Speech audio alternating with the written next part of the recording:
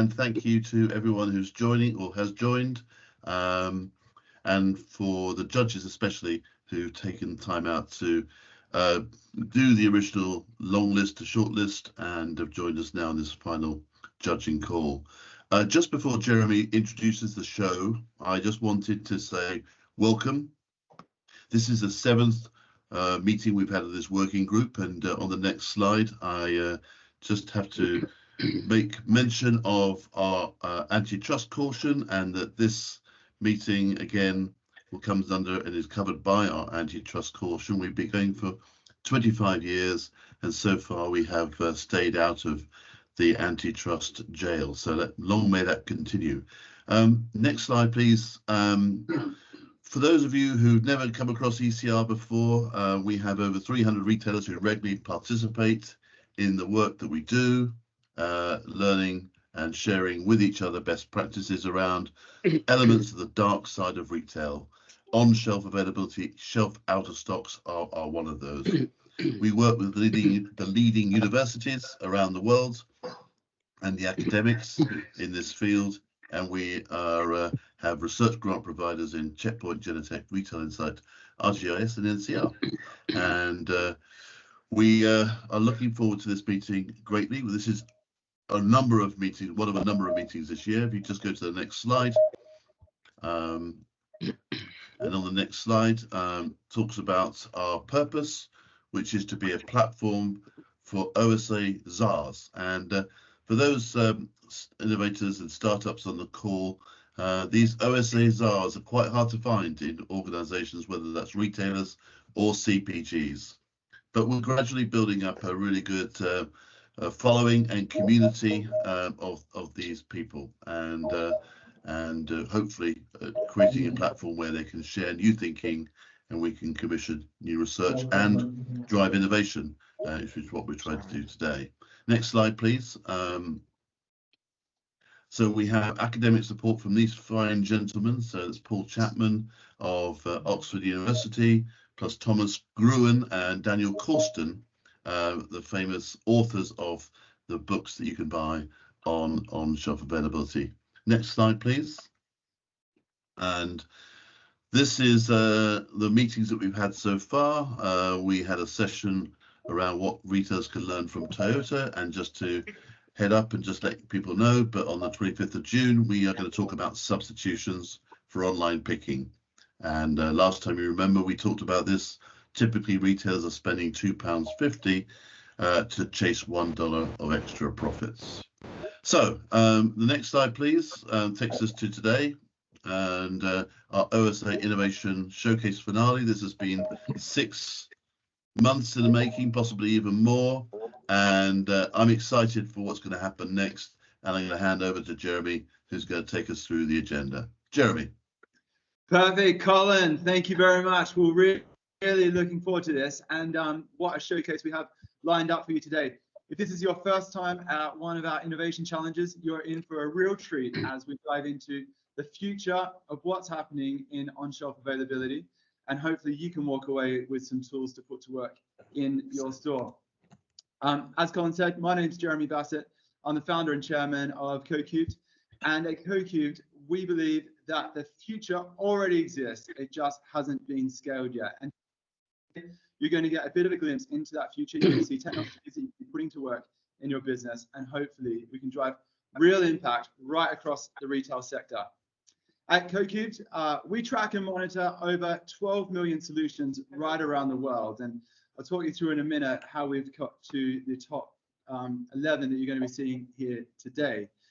But in a nutshell, we connect the world's largest retailers with the world's most innovative startups. And we've done that for many people on the call here today over the last 7 years that CoCubed's been going. When it comes to ECR, though, this is a partnership that we're really proud of, and we've been working with ECR for the good part of those 7 years. The way this particular challenge worked is that we started by asking you, the retailers, what are the key challenges you're looking to solve when it comes to on-shelf availability? We then narrowed that down to the briefs, and from the briefs we did a global search, finding innovation in those spaces. And it has been amazing seeing the innovation that has come through. Together with the help from the judges, we got that back to the top 30. And from the top 30, you're going to meet 11 of these companies here today. So firstly, though, a huge thank you to each of the retailers who are involved in this process. It really has been a big job, and we appreciate the insights and the perspective you've brought to that. One of the things that we realized through this process is, what are the big topics that are coming out when it comes to on-shelf availability? And as we talked to the retailers, there were three key things that we heard. The first one is that we really need to up our game. On-shelf availability or stock out is costing the industry billions of pounds, and we need to solve for that. But we need to do it in a more resourceful way. We're all being asked to do more with less, and that's no different when it comes to on-shelf availability. But the third thing that came through really strongly was we have a real need, but also an opportunity to make life better for customers, to keep customers coming back to the store, and to make sure we're delivering on their needs. And hopefully you see solutions today that cover each of these three bases and many more. In terms of the format for the session, it's going to be fast and furious. We've got 11 companies, which is a new record for us. And the way this is going to work is that each company is going to have 5 minutes to pitch, and then we've got about 5 minutes for Q&A. So this is the way we're going to get through all 11 in the next hour and or a couple of hours. Three top tips, though, to help you get the most out of this session. First one is get ready to be inspired. You're going to see solutions here today that might provoke you to think differently about your OSA issues or challenges. Start to think, how could you put those solutions to work, and take inspiration from this. You're going to see some big ideas, and I would encourage you to really think big about the solutions that you see. But sometimes when you think big, you don't get started. And so the way to get started is to start small and move fast. So think big, think about how these solutions could transform your business, but also think small about how could you put that technology to work in your store, in one store, in a few pilot stores, test it out and see if it actually delivers what you hoped it would deliver. And then the third thing I'd say is this is very much the starting line. We hope today is the start of lots of conversations, is the start of lots of pilots, and is a start of you scaling this technology and these solutions right across your real estate. So please do get involved. There's lots of ways to get involved. We'll be connecting you after this, but here are a few other ways that you can get involved. Firstly, your vote counts. So we want each of you to be a shark in the Shark Tank today. We're going to be giving out awards at the end of this to the most scalable innovation, the best and most impactful innovation in terms of impact on profitability, and the most customer-centric innovation. As you vote, there's also an opportunity to talk directly to the startup. So if you'd like an introduction to any of the innovators that you see today, then tick that box, and we'll make sure we connect you right after this session. And lastly, to say thank you for getting involved, for helping with the voting, and for asking for intros. We've got 3 boxes of chocolates that we're going to be giving out after this as well. So you can go in the draw for one of those chocolate hampers as well. But right now, it's time for the show to begin. And like I said, we're going to be beginning by heading to the shop floor to explore a solution that is helping retailers take visibility to the next level. So kicking off with a solution that is giving shelves the ability to have eyes, here's Roy from Vusion. Roy, over to you. Thank you very much, Jeremy. Good morning and good afternoon, everyone, from rainy London. So Vusion Group, I suppose the premise of our company is very simple. It's creating technologies for positive commerce. Hopefully you can see me slide. Has that changed slide, Jeremy? To slide 2? Yeah, keep going, Roy. Yeah. Okay. All right. So the group, everyone, many of you might know SASE Magotag. So we rebranded at the start of the year because essentially what we've done over the last 5 years is assemble everything from IoT to data analysis to computer vision. And the company itself one of the fastest growing technology businesses in Europe. We currently have 360 million IoT devices sitting out in retail in about 35,000 stores. That's going to double in the next 2 years. So it's taken us 30 years to get to there. We're going to double that in the next 2 years. That just shows you the impact and the speed of IoT and what's happening in a physical store. So really what we're starting to see is, and really our vision for the physical store is everything connected to everything else. So from the tote right through to the shelf. And the reality here is once you go into a physical store, everything goes dark for a lot of respects. So our view is we will give retailers, and our vision is to give retailers the ability to see what's in their stores and how it performs. So the premise here is the sum is greater than the parts. And I'm going to give you a very specific example of that. And that's what Jeremy spoke about. So we can deliver technology at scale. We can, we have scale. We're in 62 countries. But the reality, I'm just going to talk about really just one store. And some of you might have heard of this store in London called Kavanagh's in Belsize Park. And the reality here is, we've put IoT, so pricing technology, computer vision, in-store retail media, so on and so forth. So what we've done is we've delivered in this store operational efficiencies, saving in terms of time on pricing, improvements in shrinkage and waste. But the thing that one of the things we're most proud of is we've launched a concept called the self-learning bakery in the store. And essentially what the self-learning bakery is, we have a data analytics platform called Memory, and that creates in-store bake plans. And over that, the store currently has about 100 cameras in the store. Some of them are mounted at the shelf and some of them at the over fresh produce. The store is running at 98% on-shelf availability. So it's already brilliant in terms of on-shelf availability now. But what we're running is we've created this self-learning bakery. So we've matched basically the cameras are looking at the baking. It's producing a bake plan every day. It's creating an in-store promotion. So we're discounting in the evening at 6 p.m. to 30%. It's updating POS in real time. And basically we're moving the needle in terms of how much to bake, when to bake, when the bins are full or when the bakery is full. And because we have a link to POS, we update this in real time. The reason we've done this is we always feel that retailers don't go far enough or their systems are not joined up.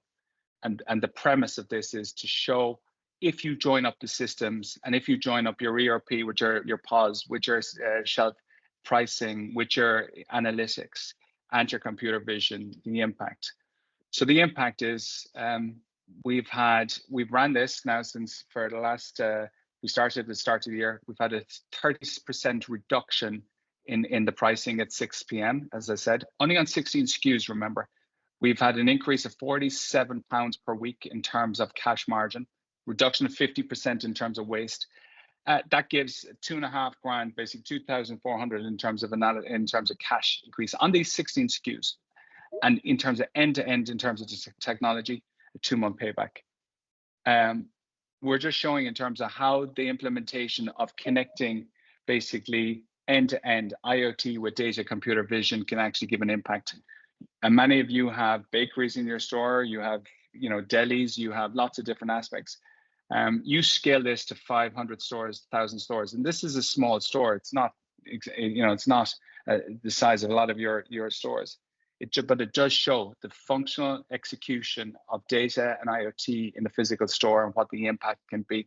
And the impact is not just on profit, but it's also automated. It's on the task and the learning, and also and ultimately waste, which is and that's really back to our original vision is, creating technologies for positive commerces and the impact in the store. Don't forget the prerequisite of that then is you have fresher produce in store. You have products in store when the customer is in the store. the customer helps you actually to manage your waste and manage your and the technology learns. So, you know, looking at how do you push the boat in terms of increasing the availability or increasing the production or decreasing in some respects. So the reality here is this isn't just a one-off, because obviously we can provide scale. Everything is wireless technology, so it is all cloud-based, and it is ultimately our view of where we're going as a company, and how we want to encourage retailers to do more with the tools that they have or the tools that they're currently going to invest in. So that's really it. I just wanted to thank you all, and any questions? Let's get you some questions. Mark Cassidy was with Mark Cassidy, a great friend of ECR, has been around ECR for a long period of time. Mark has been. He's with ASDA. He was one of our judges, and we really appreciate some comments and some thoughts from you, Mark, in terms of this particular innovation. Thank you, Colin. Very kind words. Good afternoon, everybody. I hope you can hear me. Yeah, look, a fantastic presentation. And this is technology which a number of retailers are already implementing, or very, very keen to implement. I know we ourselves at ASDA here in the UK are looking at various different solutions here. I've got some quite simple questions, actually. I've got two quite simple questions. One was around the gap scan. You mentioned saving a gap scan of 8 hours. I wondered how you'd got to that 8 hours saving that you put on the screen there, first of all. And secondly, I was just interested in the battery life of the cameras. That's been a problem for a number of providers of this solution in the past. So I was hoping you could answer those two for me. Okay, so typically in terms of, I can go into this very quickly. So in terms of a gap scan, the reality here is you as a retailer may only do one gap scan a day. But the reality also is that you're doing it at the wrong time of the day. It's probably at the start of the day. So retailers want to do more gap scans, but they don't have the capacity to do it. So you have the ability to actually do multiple gap scans during the day. The second thing with batteries. So one thing I want to encourage retailers is, if you want to replace paper with electronic paper, I don't think you're going far enough, and it's probably not something that the Vusion Group is. It's not the future of our group to just encourage retailers just to replace paper with electronic paper. We're heavily investing in IoT technology. One of those things is even energy harvesting. So the idea of where we provide, and we launched a product with Walmart called EdgeSense. And so we're deploying now 3,500 stores basically we've removed the battery from the display, but it also has its own power source. So we feel, and our view of the future is actually creating a digital shelf edge system as opposed to an electronic shelf edge label that will deliver you the ability to do more rather than just change the price. So we've solved this problem, and we've solved it at scale. Thank you, Mark. Thank you for your responses there. Much appreciated. No problem. Jeremy, back to you. Perfect. Thank you, Colin. Well, Roy, thanks for kicking us off. That's our first pitch. It's time to move on to the second one. But just before we do that quickly, don't forget to vote, put in your any questions you might have, and request any connection requests using that link in the chat. Here's a random fact for you. Apparently 20% of out of stock items will remain unresolved for 3 days or more, and over 30% of shoppers purchase the item in a competitive store. So here with a solution to change these numbers and to keep retailers proactive is Matt from Impulse Logic. Matt, over to you. Thank you, Jeremy. Good afternoon, everyone. Great to be here. Thanks so much for your time. So my name's Matt Lipscomb. I'm the CEO of Impulse Logic. I'm here today to talk to you about our exciting new platform that we've just launched into the market, our Virtual Replenishment Manager. Before I start, I'd like to just give you a bit about our backgrounds. So unlike most tech CEOs, my background isn't actually in tech. I'm actually an experienced grocery retailer. I'm joined today by a number of members of my team who are also experienced retailers, having worked with John Lewis and Waitrose in the UK. So my personal career, the majority of which has been with Aldi. I was a store operations director for about 5 or 6 years, and then before I left the business, I was a group buying director for a year. Since then, I've worked in consulting roles for a variety of retailers. So as a team, we've really lived and breathed the challenges that we're trying to solve today as a team. So throughout my operations career, my key metric was availability. And despite all the sophistication, the supply chain from factory gates through various ports and DCs, the supply chain often ended abruptly at the back door of the store. And so often, even in a brilliantly run business, we fell short at the final hurdle of effective stock handling. And quite often that resulted in gaps on the shelves for customers, lost sales, frustrated customers, angry bosses. And we also found ourselves replenishing fresh stock too early just because it would fit out, merchandising long dates alongside short ones, resulting in high wastage. So we just weren't being smart with our replenishment. And many businesses that I've worked with, like, as I said at the outset, just didn't have the tools to solve the issue. We couldn't blame store teams. They just didn't have the tools to address the OSA challenges. And the solution very often at every level that I operated at in ops was to pile more expensive hours into the rota. And we wasted tens of millions of pounds on manual gap checks. We tried to force out stock that wouldn't go, often wheeling stock back into the warehouse with a cage that was 3/4 full. We didn't really have any thorough, detailed understanding of how the store replenishment teams were actually performing. It was often based on anecdotal views. And we didn't really, if we were honest, have any accurate visibility of actual on-shelf availability.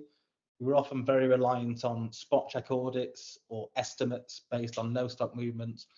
And a number of the businesses that I worked with were very reliant on what their online pick fulfillment was as a metric to how they were performing.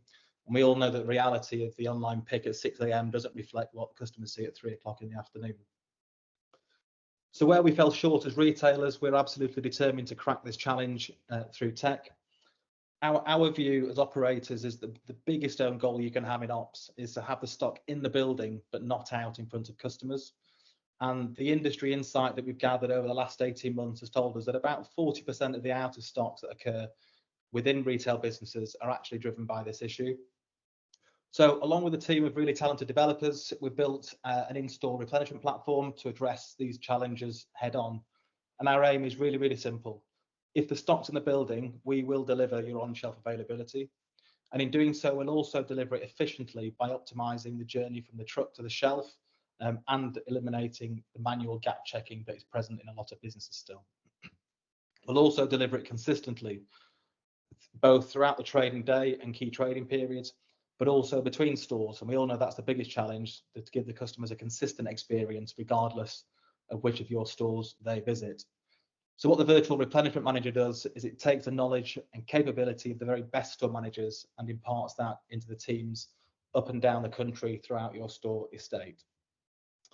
So the platform then, it's a cloud-based application which is compatible with devices you're likely already using in store. You can see here it's displayed on a Zebra device. It's a passive platform taking in a handful of data feeds, and it makes implementation really, really simple. The key point from our perspective is that it's completely configurable. It's very easy as an experienced operations director to think you have all the answers, but we've resisted the temptation as former retailers to suggest how your operating model might look. What we've done is made sure that our platform is configurable at every single decision point to ensure that we can work with any operating model, whether you're a high volume big box grocer or a specialist electrical retailer. Our platform can help you to deliver on-shelf availability. The summary then of what we do, we know there are many options in the market to alert you to out of stocks. Our view as a business is, and we focus very hard on the fact that we are a proactive approach. So there are many options out there which are reactive that tell you you're out of stock, but our view as a business is that by then it's already too late. There's also lots of options which will tell you based on probability whether you're out of stock, but our proactive approach will give you replenishment alerts based on your actual stock holding.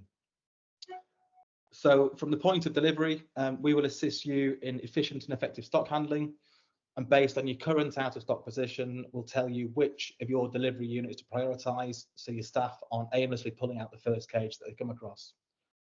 Throughout the trading day, we'll then send alerts to your store teams, telling them what to replenish, in what quantities, and in which geographical order as they work around the store. And our smart triggers will also alert you at the right time in the day based on your sales forecast. So this will just be as effective on the 23rd of December as it will be on a torrential day in May. So we also batch all of these pick and replenishment tasks together to ensure that you are replenishing at the most efficient time of the day. And as your store associates accept and action these tasks, we'll also help you to measure the individual performances of your teams, enabling comparisons between stores and between regions. And the aspect of the platform that excites me most as a former ops director is that we can give you a true picture of your actual OSA position across your store estate and not rely on the estimates or the self-reporting that is often the case in many businesses. So obviously we'd love to speak to you guys. We've only got a very short amount of time to pitch today. We think hopefully we covered the key points. There's obviously lots more to it that we'd like to cover. If you want to pick up the phone, give us a call. We'll be happy to get this into trial before your key Christmas trading starts. I'm joined by my CTO today, John Ward, who can answer any technical questions. And if there's anything you want to fire at us, please do so. Great. Thank you very much for that.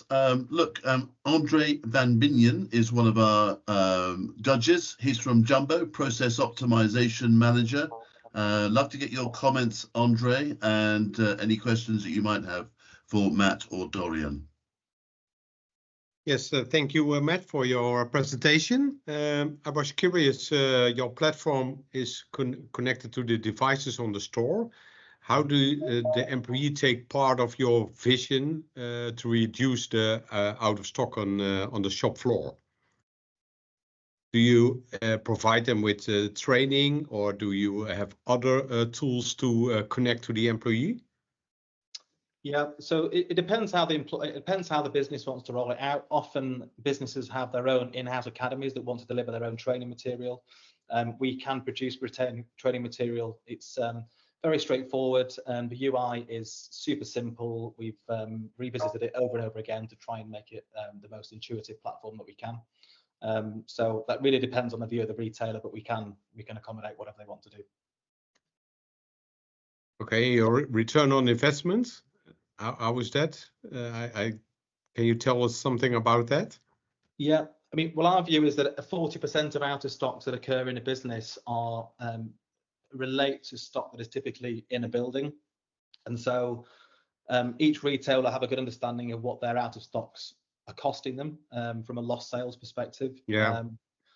Within Jumbo, it's €3 every day. So our view is that we can look. You're never going to have 100% compliance of the platform. We accept that there's human error with anything, but if the platform is used correctly and there's lots of supervisory functions within there that I haven't covered, we can eliminate that 40% of the overall out of stocks. And so the individual retailers can calculate what that impact is to their balance sheet, and I'm sure we'll agree it's quite significant. So from an efficiency perspective, what we can do is prevent people working stock at the wrong times. And as I said at the outset, people wheeling stock backwards and forwards. We know that one of the tier 1 retailers in the UK that we were engaged with was spending more than £40 million a year wheeling stock backwards and forwards to the warehouse in the hope that it would go onto shelf.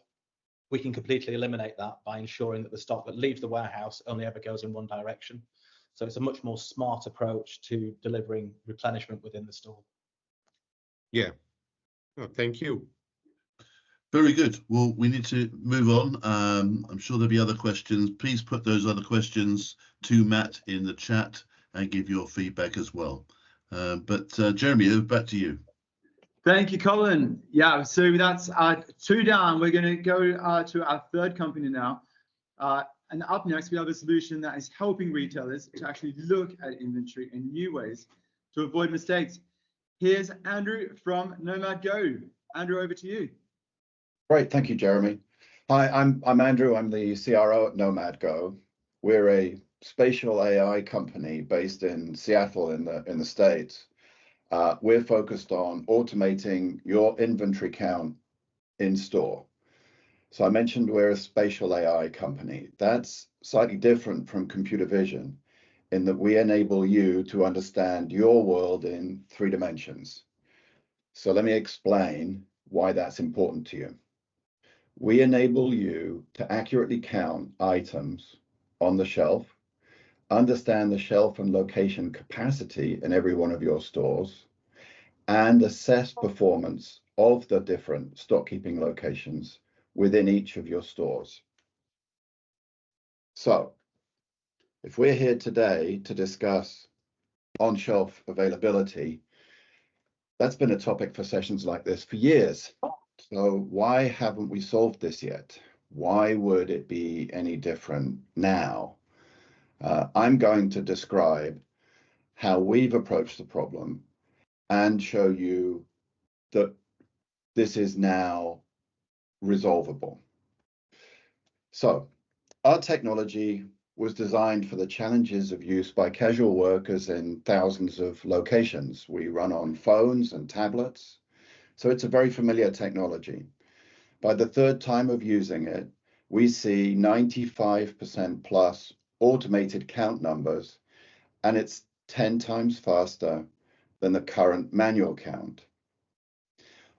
What's most important is all the AI runs on these devices, not in the cloud.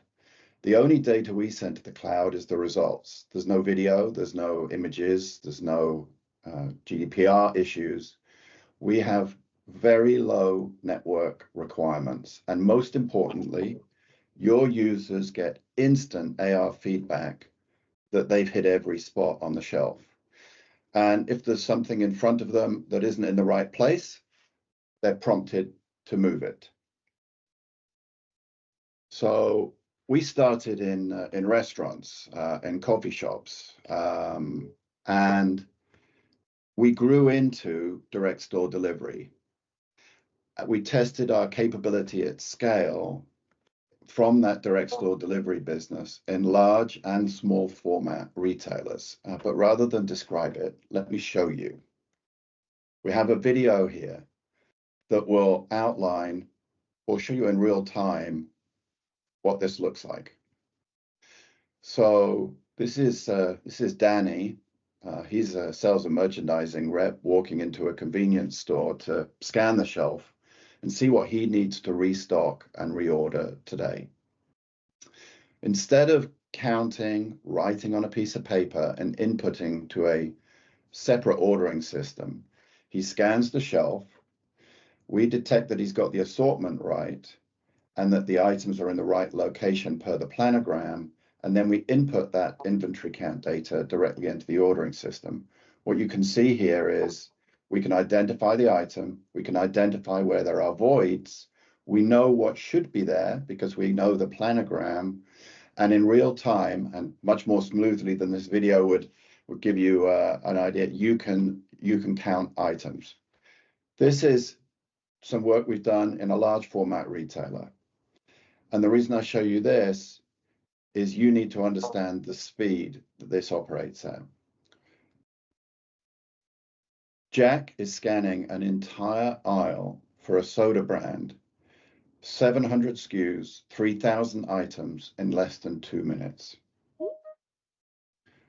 So we've got the ability to identify items, count, locate, compare to the planogram and detect compliance, provide real-time feedback to the user.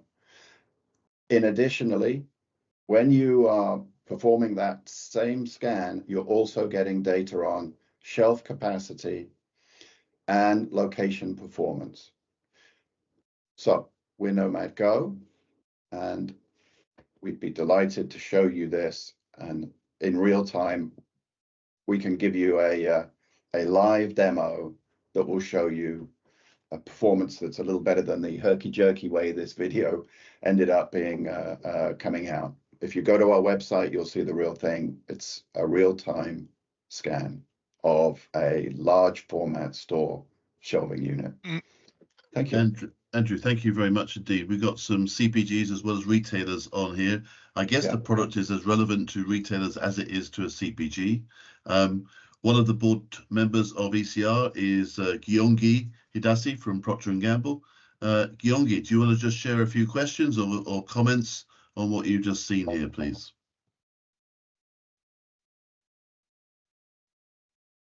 Gyongi, are you able to unmute yourself?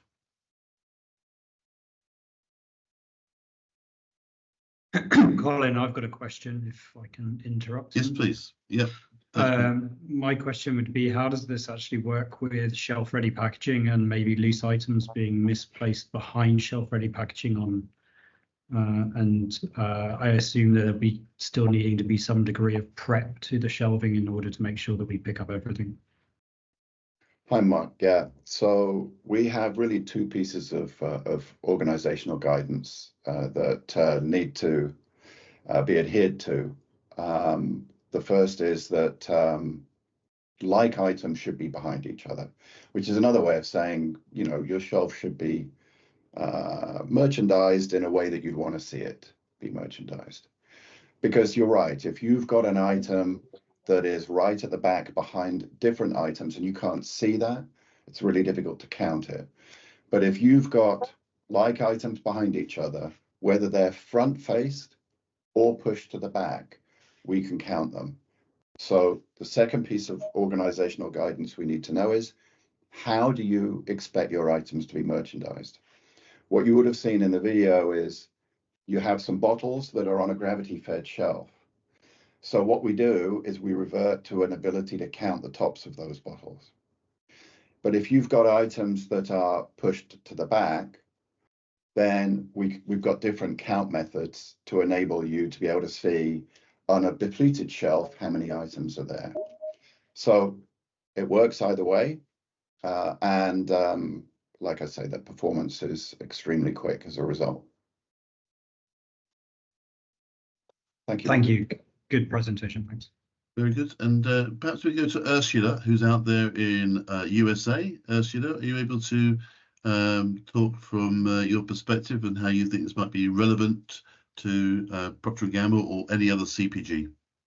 Sure.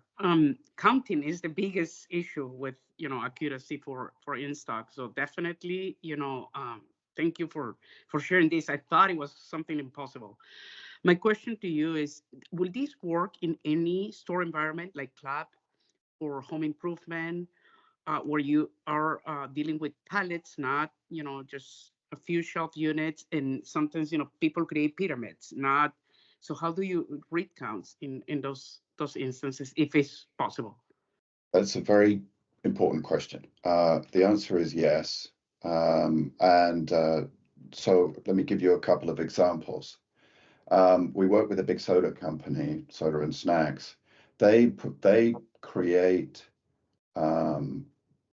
custom displays in stores and wanted to understand how many items were there and was the assortment of items correct? Was it only their product? So we've got methods of scanning palleted stacks or unpalleted assortments of items and counting how many things are there. It will tell you what's there, the quantity, and where the items are in 3D space. So if you've got a foreign product, you can actually hover over it and trigger the user to see that that is a product that should not be there. And then, we can even do, based on the work we did in restaurants, where you're looking inside a box and seeing how many ketchup packets have we got. You could apply that to like a DIY place and look inside a bucket and see how full is that of screws. It's 40% full, 60% full, needs replenishing. So yeah, there are a variety of different techniques we can use. Thank you. Awesome. I think your product is phenomenal. Thank you. Oh, that's nice. Well, okay, Jeremy, back to you. Thank you, Colin, and thanks, Andrew. So our next solution is solving a problem that I think is probably true for all retailers, and that is how do we get the most out of data? To help explain Vision AI and a new approach to retail analytics, here's Malachi from Every Angle. Malachi, over to you. Hi everyone, my name is Malachi Callan. I lead the marketing at Every Angle, and I'm here to tell you about the retail revolution we're pioneering through our Vision AI. Slide Master, I have plenty of slides. I need you on your game. It's going to be pretty fast, rapid. So EveryAngle are a leading vision AI solution for retailers, and our mission is to bridge the intelligence gap between online and physical retail. Unlike our online counterparts, physical retail stores have lacked crucial data insights. They've operated somewhat within the dark when it comes to how their stores perform and what audiences and demographics they need to cater for. In comparison, online stores have mastered the art of customer analytics. They can track detailed demographics, the behaviors, the buying patterns to optimize conversions at every stage of their websites. Physical retail has lagged behind. It's suffered from a data drought. It's lacked the data-driven decision-making that's led to significant opportunity costs. And online commerce continues to make further ground. Now, a quick history lesson. Retail intelligence has evolved from people at the doors with the manual clicker to the basic electronic footfall counters you might see today, each step aimed at closing that analytics and insights gap between online and physical. That basic footfall data paired with point of sale data has been utilized to give some basic picture of how your stores are performing. But they simply address how many enter, not taking into account who and how these customers have shopped within your retail environments. What we do is we address who enters, their demographic DNA, how they behave, how they shop and engage within each part of your store, the quality and speed of the customer journey to minimize abandonment and maximize conversions, how you can roster your staff more effectively to maximize conversions and boost your NPS, how to verify different store layout changes and understand the sections of your store that succeed and maximize the profitability per square foot. How to identify your true customer profile. Not everyone who enters your store is an actual customer. Some are staff, some are minors. Who are your real customers? What's your true conversion rate? We also have capabilities to help you store 5 years of CCTV footage, protecting you from lawsuits, class actions, and security threats.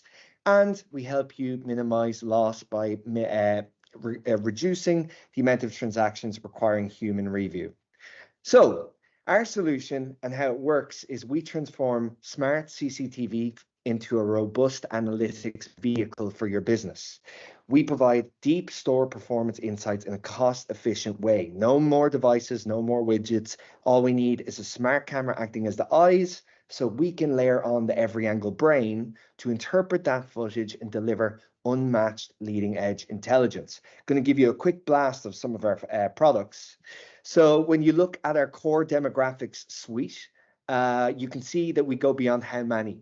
We detail the gender breakdown, the age breakdown of the genders across a time series, the group dynamics of who is entering your stores. So are they singletons, duos, families, parties? When you go to our true customer filtration technology, we remove out the this next slide, by the way, non-convertible buyer units. These are staff, they're not going to buy, minors, duplicates, repeat customers. This provides retailers with their true customer profile and convertible buyer units. Who exactly do you need to cater for? This matters in that it tells you who your customers are. And when you integrate that with your point of sale, it tells you your true customer conversion rate. This is the only tech of its kind to do this. Onto our next slide, you can see our speed of service dashboard. This tells retailers and quick service restaurants and coffee chains how to study each location on the map, the performance of each branch, the customer journey dynamics of each queue, which checkout is performing well, and what areas are leading to the most abandonments. The key here is you need to maximize conversions, you need to hasten transactions, reduce wait time, build customers for life. Studies say it takes 3 abandonments to lose a customer for life, and a customer for life, if you say Starbucks, is worth up to 25,000 per customer for life. We want to reduce customer abandonments. We want to build loyal customers each day. A brand we are working on at the moment is using this to combat 27 million, they estimate, in losses due to abandonments. Now, onto our intelligent archive. This protects retailers with tamper-proof long-term CCTV footage. So it helps you retrieve the moments that matter, protect against compliance, class action lawsuits, and security threats, yielding 80% cost savings in data capture and helping you store up to 5 years instantly accessible CCTV footage at an instant. Finally, our loss prevention suite slashes the time needed to investigate shrink investigations. Point of sale transactions can be monitored, and it reduces the need for manual checks by 80%. So what I said at the start is physical retail has been navigating in the dark, but every angle is finally helping retailers see. So go to the next slide. We show you clearly your store performance, and we bridge that analytical divide to provide the same level of intelligence that online has boasted and used to its advantage for years. Now more and more retailers are joining the retail revolution. Our advanced intelligence is the driving force behind a bunch of diverse brands and businesses, from furniture and home, sports venues, fashion giants, and household names like Walmart and Chuck E. Cheese. Finally, just a quick return on investment story, I suppose. We have the story of Samso, a leader in Danish fashion, extending across 50 stores, 1,500 retail spaces across 31 countries. They had a challenge of discerning genuine customers from staff and minors, and they used our technology to understand their true customer. The result? They realized they had far more male shoppers than they actually thought. Who knew men actually wanted to be fashionable? They adopted their product range and resulted in an 11% increase in men's sales, significant cost savings through the use of dual surveillance and analytics cameras, and also a substantial sales uplift, 2.9% across the board, and a future projection of 5.5. The big picture, that sales increase led to a 4.3 million boost in revenue, and that's a 26 times return on investment. A true testament to the power of integrating our technology. So I think I got that done in 5. Happy to answer any questions. I think it was 7, but let's not argue. Let's go to Peter Carlsons with Stadium Sports up there in Sweden. Any questions, any comments, any thoughts to share with our speaker?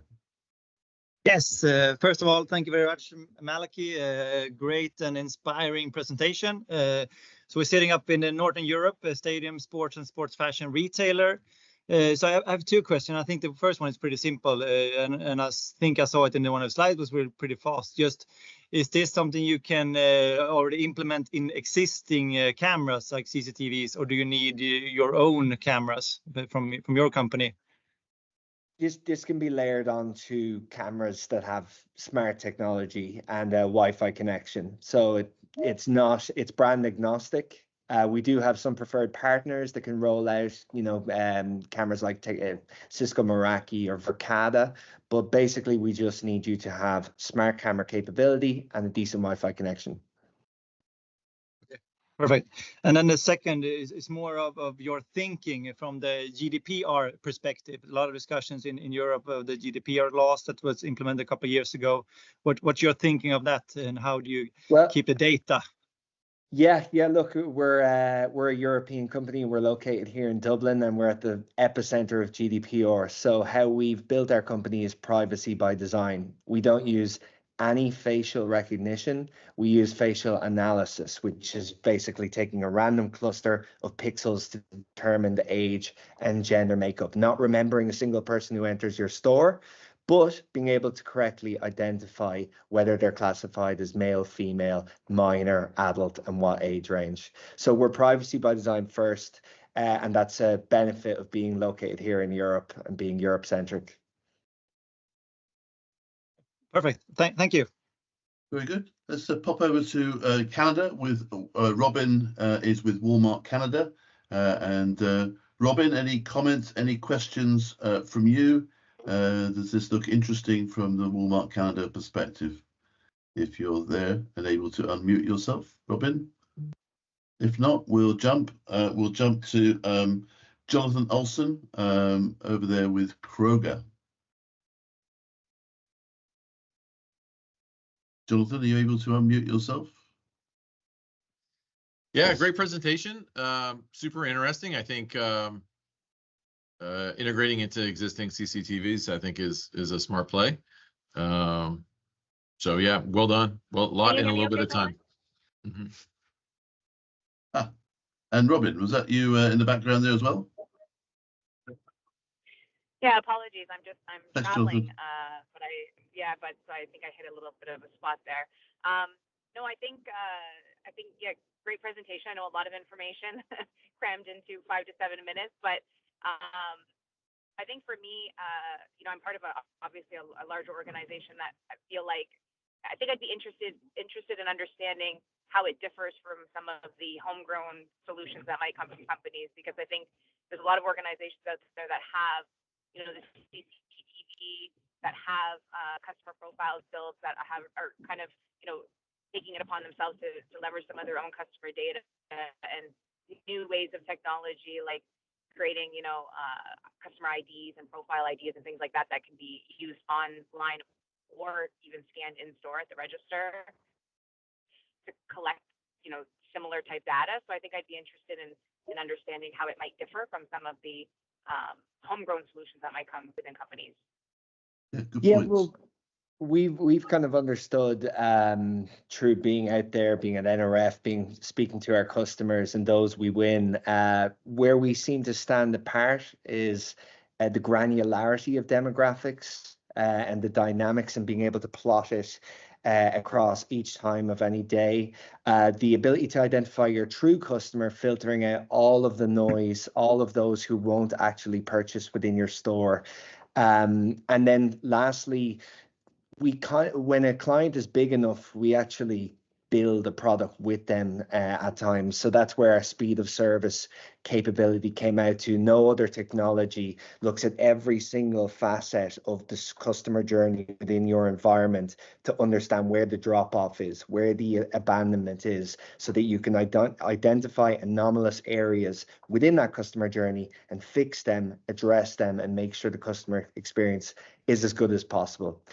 So what I would say is we have existing features that we know aren't available anywhere else, but we also work with major clients to ensure they get something that delivers real value and that integrates with their existing systems to have a store that speaks across. It's not isolated. So that, Thank you. I hope, answers the question. Thank you, Malachy. Back to you, Jeremy. Thanks, Colin. Yeah, well done, Malachy. Great pitch there. We're now going to have a look at a different approach to managing on-shelf availability through harnessing the power of the workforce.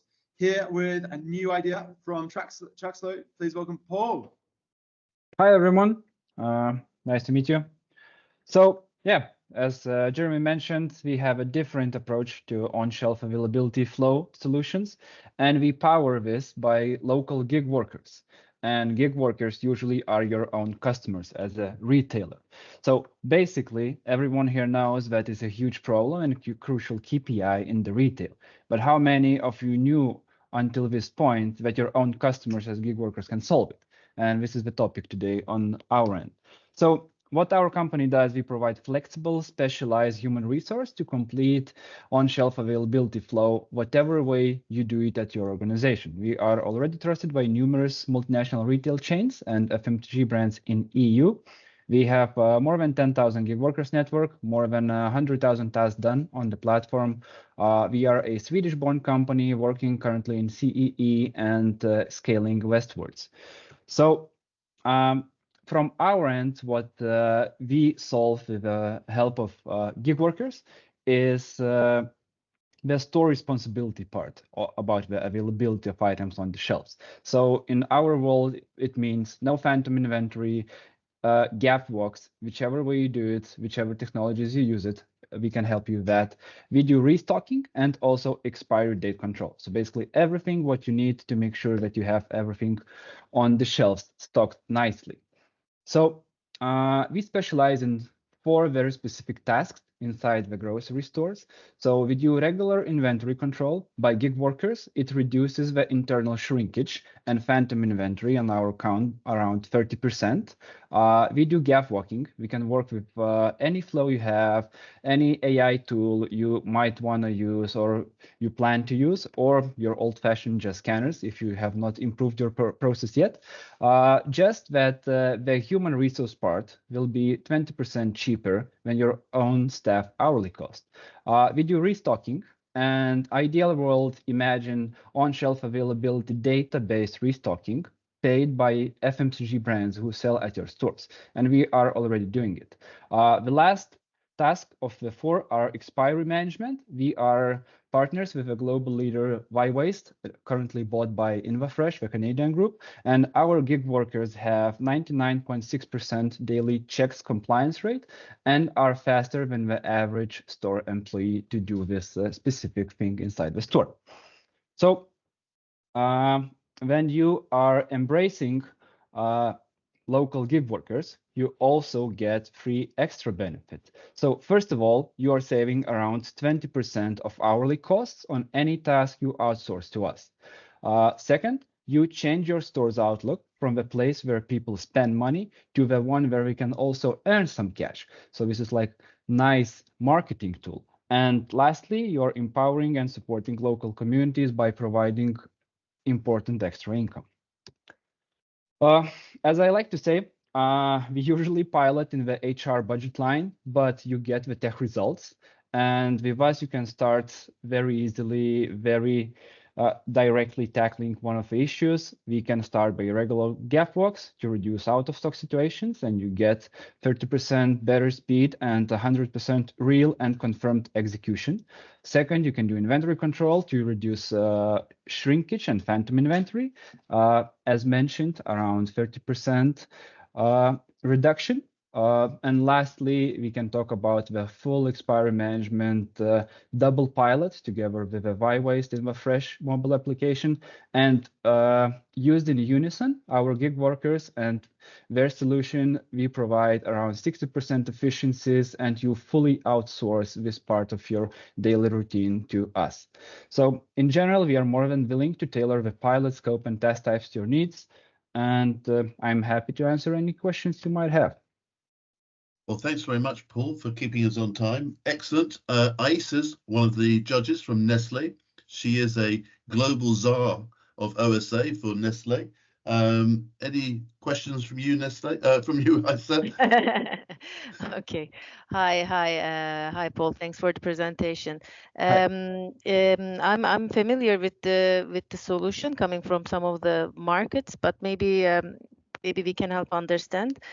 If we are using the data or using the fixes done by our gig workers to help identify long-term issues and present some long-term solutions, or are they just fixes on the shelf as a result of the gig walks? If my question is clear. So that's a good question. So the answer is both. So basically, long term, what is the most important part is the retail partner on board with database on-shelf availability program. Like maybe through us, maybe we have extensive program how they do their own gap walking and gap scanning. And if they do, and if we work together with a retail chain, we can reuse the data. And then if, like, let's say Nestle orders our gig worker to come and solve some of the problems, and we have the data the moment our gig worker is inside the store, then it's like immediate impact. We know that we can go to the back room, we know that we can pick something up and what to pick, and we can bring it to the shelf. So if long-term outlook has data integrations, then it tailors everything together. And also there is backwards basically data flow where maybe Nestle orders the gig worker to do just the gap scanning, and we can bring back the data to your retail partners and improve their maybe poorly managed on-shelf availability flows. So this is also like slowly increasing your on-shelf availability through sharing the data between the partners. So this is long-term. So if that answers. Okay, thank you. Thanks a lot. Very good. Thank you, Paul. Jeremy, over to you. And remember, we've got an email with all an Excel file for people to use as well, right? And they can use the chat. Yes, absolutely. Yeah, we're almost at the halfway point. So good time to remind everyone, jump into the form on the link in the chat if you can vote. If you can't get that there, Colin has sent you an Excel, which you can fill out, send it back to us, and we'll include your vote and make sure you go in the draw for the chocolates. And like I said at the start, like Colin reminded you, please do drop your questions or comments in the chat as well. We really want this to be the start of a conversation. So please keep the questions coming as well. We don't have enough time to get into everything in this fast and furious pitch. Like I said, though, we're almost at the halfway line, and what better time to take a brief interlude into the world of automated robots than now. Up with a solution, bringing robots and retailers together, we've got BJ from Badger. BJ, over to you. Hello, everyone. My name is BJ Santiago, and I am the CEO of Badger Technologies. Badger Technologies is a retail solutions company that provides actionable near real-time data with analytics and machine learning through automation. Specifically, our computer vision technologies are offered through our autonomous robotics in the store. Today, our solution primarily focuses on two types of retailers. We focus on the retail grocers and the DIY hardware stores. What we do today is we have a very modular approach to the technology. We offer this through, I'm not sure if the video is working, but not sure if we can get that working or not.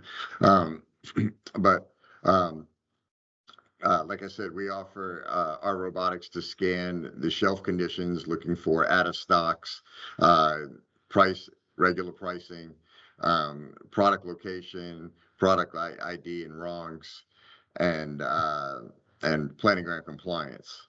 That's what the robot does today on the shelf evaluation scans. Today, we do this from 18 inches away from the shelf. The robot runs autonomously, so it can work both when people are in the store and not in the store.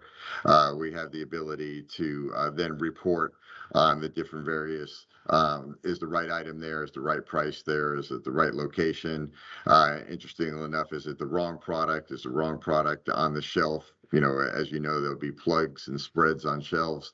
Our AI ability can tell and distinguish whether it's the correct product or not. And when it comes to planogram compliance, we can ingest a planogram file, and we have the technology then to deliver what we call a realogram. And that realogram is a panoramic view of the shelf conditions. And then what you see on the screen here. And then we can then report whether the planogram is in compliance from the file we have ingested and also from the realogram.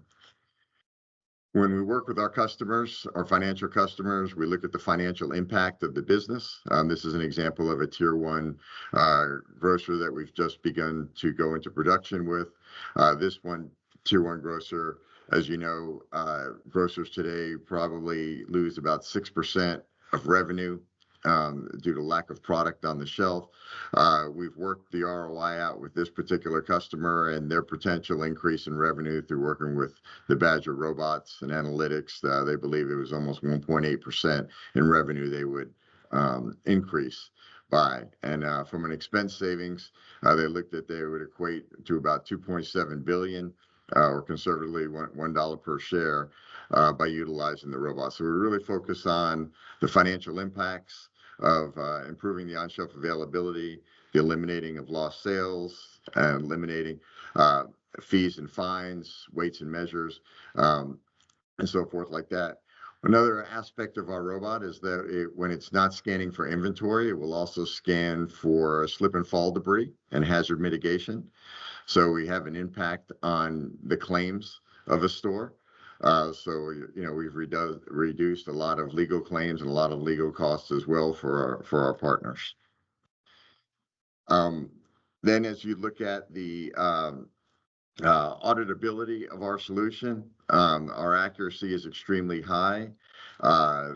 We deliver this data probably 15 to 30 minutes after it's completed an aisle so it's near real time. Our recent audits by our customers are showing that we're reducing their out of stocks by over 50%. Their pricing errors have decreased to 97+%. We're reducing labor in their stores to correct errors by over 70 to 80%, 70 to 80 hours per week. And we're seeing an increase in revenue on most of our customers from about 5% up to upwards to about 8%. When we look at the financial impact, we look at certain business drivers, and we'll look at those business drivers from a labor perspective. For example, we'll look at the customer facing, allowing the associates now to do more customer facing activities, letting the robot do the tedious tasks which humans get tired doing, and so forth like that. This particular tier 1 customer I talked about looked at it and said they could see themselves saving about 38,000 people's worth of work for their FTEs, which would be about 1.3 billion, and that's about 9% of their workforce on doing the tedious task of inventory controls today. From an uplift in sales, we want to mitigate the lost sales. We want to minimize the customer walk-offs. They looked at about $409 million that they would increase in sales by utilizing the robotic solution. The customer experience, now with our product location, we are increasing their e-click technologies, their online ordering, being able to take the robot's information and then even uploading that information from product location into their mobile consumer apps, which is helping them with their online sales. So all of these are dollar figures that they're seeing. From working capital, we're reducing their safety stock in the back of the stores. So they equated a dollar amount to that, about 61 million that they would see in year 1. And then we've also helped them with the supplier collaboration and monetizing their data, selling it back to the FMCG community. And they were looking at 3 to 5 FMCGs paying for that data. There is a certain amount there. And then the fines and legal fees I talked about from both claims mitigation and weights and measures, there's a big number there. So as you can see, there's a lot of different value there. Well, let's see if I can get some, William, if I can get some reactions, if you don't mind. Have you got, there's some killer slide coming up, but I just would like to get some reactions if I can. Sure. John Fontaine, chairman of ECR. John, I know you're a robot fan in your Stop and Shop stores and others. Any new things that came up here? Any thoughts you have that you can share back with William? Yeah, BJ, thank you for your presentation. We do use a similar robot technology called Marty in some of our brands. Stop and Shop is one of them. Pretty successful. The one that you presented showed some more capabilities that we would like to explore a little bit more outside of this presentation. We also looked for using this kind of technology in European stores, but in fact you do need the space to make the robot work, and so it's less applicable for us in Europe. But definitely interesting to see the capabilities of this robot. Great. I'll just do one more question from. I'll go to a big store. Tony, Spain is with Target. Tony, if you've got a chance to unmute yourself and share any comments, and thanks for joining. Yeah. How have you been able to kind of interface with the existing kind of homegrown solutions within some of your bigger retailers when it comes to the inventory records, and are there limitations in the kind of the data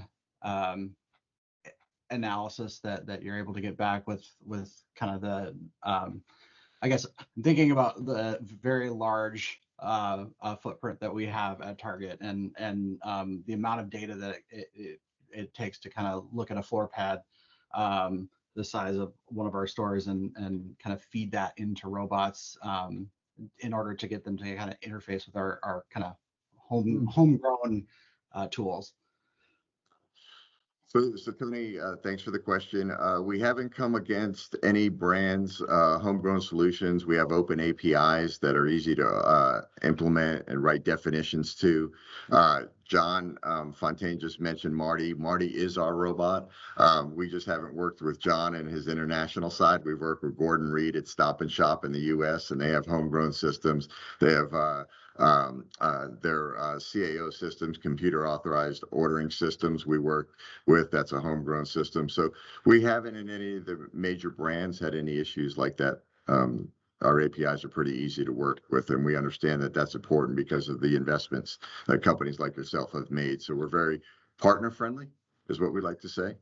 And we understand there's also a lot of hybrid solutions where robotics may not be the only solution in the store. There might be places where fixed cameras make sense, and those images talking to each other. We actually have partners that have shelf edge cameras in certain locations and feed those images through our system, and we report on both the scanned image the robot's doing and also their fixed images. So hope that answers your question.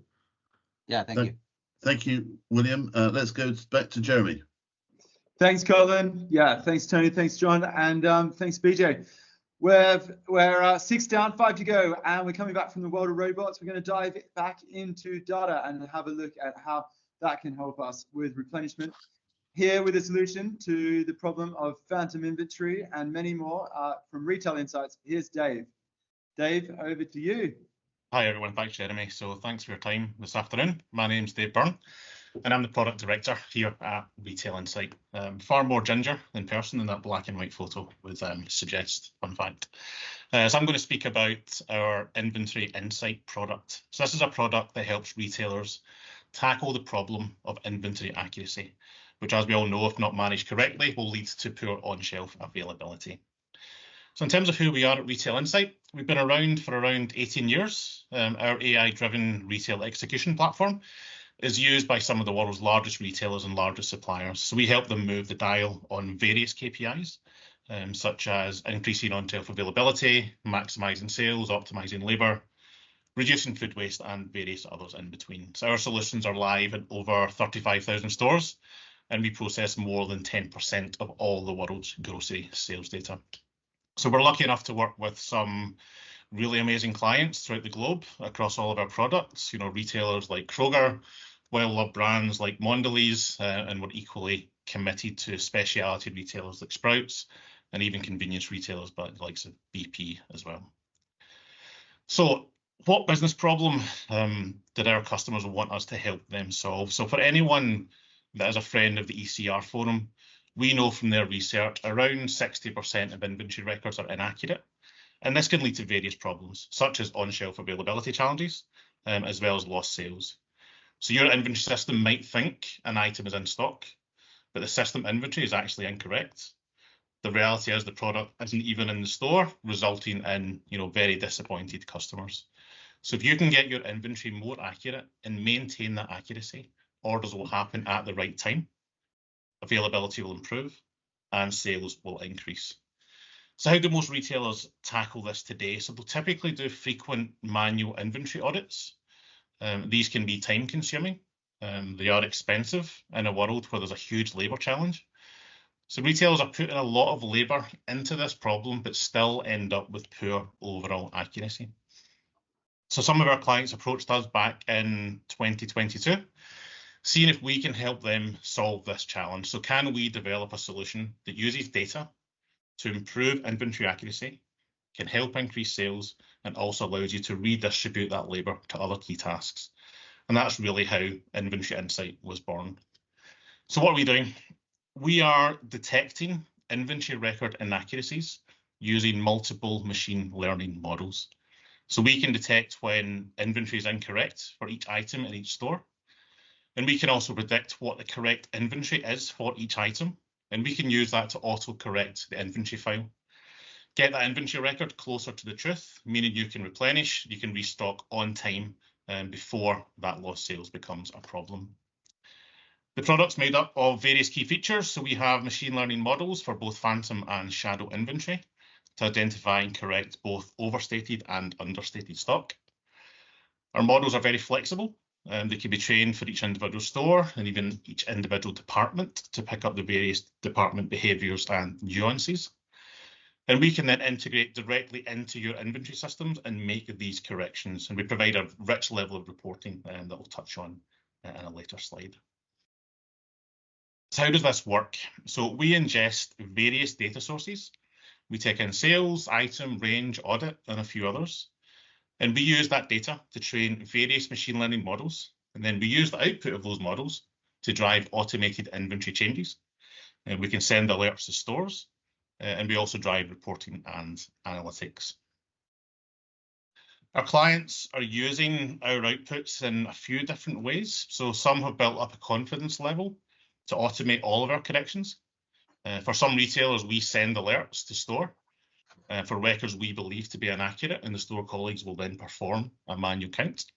And some will go with a bit of a combination of both of them. So really for us, it would be a collaboration with you to understand the best balance to suit your requirements. And we're able to get this type of pilot up and running in approximately 6 weeks. So here we can see a visual on some of the outputs of our solution. So as well as automating those corrections, we can either send inventory alerts to your own in-store alerting application, or they can be actioned in Retail Insights' own application.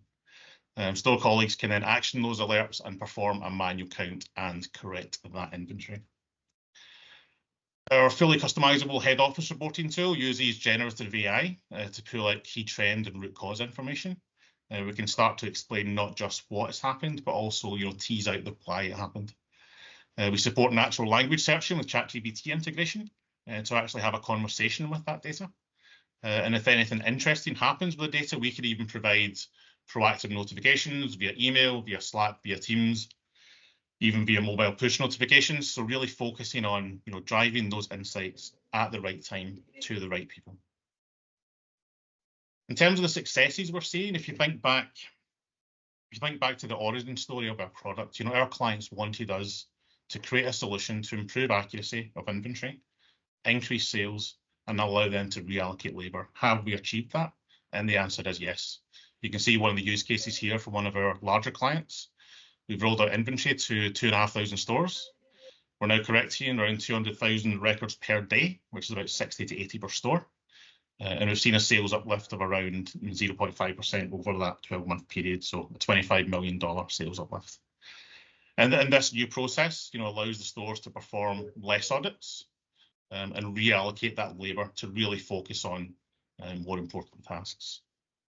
And this final slide is really just calling out some of those big numbers we've achieved, around increasing sales, reducing labour, and the different types of restock rates we're seeing across some of our other clients. And we're constantly, trying to improve these numbers with newer versions of our models, experimenting with new data sources, new modelling techniques. We're constantly in that test and learn, really just to keep driving this product forward. So I'll really just end kind of by paraphrasing one of the previous comments. So, is it possible to create a solution that can monitor and correct inventory in a scalable way, increase your inventory accuracy, increase your sales, and reduce labour? And yes, it is. And that product is Inventory Insight. Thank you, Dave. Let's go to Inessa with Walgreens. Inessa, we've spoken many times about phantom inventory and all things associated with phantom inventory. Any comments, any questions to Dave? Yeah, thanks, Colin. Hey, Dave. Really great to hear about the product and the capabilities. I guess one question I had was really around the real time, or how long does it take from the data analysis output to, what do your clients require from a kind of implementation standpoint? Yes, so basically we are in that kind of pilot phase. We'll train a model to suit that client. So it might be a full chain model. Different stores, different departments might have their own models. And at the point we are then processing, daily sales data through the algorithms, we are producing 4 a.m., so at 9 a.m. that morning, a list of alerts for them to action. So the majority of our clients prefer those daily alerts, but we are having conversations with more clients that want a kind of weekly output to action as well. Thank you. Please put your questions to Dave in the chat about Inventory Insight. Back to you, Jeremy. Thanks, Colin, and thanks, Dave. We're going to stay on the theme of Dave's, actually. One of the major pain points, obviously, for retailers is lack of speed, accuracy, and precision regarding information from the selling floor. Here with a solution to that is David, slight variation, from Vispera. David, over to you. Thank you, Jeremy. Hello, everyone. David Gentry here. I'm the Managing Director for the Americas for Vispera. Vispera is focused on intelligence and IR and retail to drive your retail execution to perfection. The company was founded in 2014, began our work with CPG companies, expanded to retailers over the last couple of years. We are a worldwide company with offices throughout the world, and I'll speak to some of those details later. But before we go into the details of our solution, why should you care? I won't go into an enormous amount of detail relative to on-shelf availability. You all know your pain better than I do, but estimates are that annual lost revenue in FMCG retail due to on-shelf availability issues can range over $20 billion per year. On average, at any given time, as many as 10% of items in a store are out of stock, obviously impacting customer loyalty, impacting obviously revenue and profitability as well, with an annual lost profit of at least 3%. So we're talking very significant numbers here. How do we help you address those? Before I speak to the details of the technology, let's have dessert first, so to speak. Let's look at some real world results with regard to the use of our technology and impacts in retail and in CPG. So beginning with retailers, and by the way, these numbers and analyses are numbers done by the retailers themselves, not by us. Most significantly, I think you see here under the convenience store, we've worked with a significant large convenience store provider here in the United States and North America. Their assessment of our technology is that our technology was responsible for a minimum 5.6% per store per week revenue increase, ranging as high as 7.3%, depending on the mix of technology used and depending on the particular store. We increased their top seller revenue by over 7% and decreased their average number of out-of-stock items by more than a quarter. You'll see other significant results as well in hypermarkets, supermarkets, and dark stores, both in terms of increased planogram compliance and decreased the numbers of out-of-stocks and so forth. So very significant numbers in that regard. Additionally, in the CPG space, across all CPG types, you see here bottlers, brewers, mixed category, customer healthcare, et cetera. We've seen very striking results, both in terms of up to 25% and more increases in perfect store scores, anywhere depending on the particular CPG from 10 to 15 to 20% or more increases in on-shelf availability, as well as significant increases in share of shelf and competitive positioning relative to positioning both in terms of share of shelf, share of display, and so forth. How do we do this? How do we make such a difference in retailers and CPGs? Our solutions are fast, accurate, and flexible. We provide, both in terms of speed of processing and in terms of flexibility, the ability to adapt to your processing environment. We have both cloud-based solutions and on-device solutions. Our cloud-based solutions can process the inputs from a typical grocery aisle, let's say a 60-foot, say 18 to 20 meter aisle, in less than a minute. So you have actual real-time feeds to operational staff on the floor, such that your standard stocking and blocking process can be fed with real-time data, real-time alerts with very, very high level of accuracy. We also provide, if you have digital deserts, for example, many retailers have as many as 20 to 25% of their stores with either poor or no internet connectivity. We provide on-device processing as well, so that we can actually stack the AI stack onto the device itself, process that in real time, and have reports in hand in milliseconds. So again, providing both cloud-based and in-store on-device-based processing. In terms of accuracy, we operate well above 96%, both in terms of on-shelf availability, product recognition accuracy, but also in terms of planogram compliance, price compliance, and as I said previously, competitive information. In terms of flexibility, we integrate both in terms of deep linking to mobile applications, but also in terms of APIs, either with raw image data or with raw reporting data, such that if you have your own BI platform or your own data lake for analysis, rather than using our analytics platform, or in addition to using that analytics platform, we can feed raw data to you as well. We serve our clients at scale.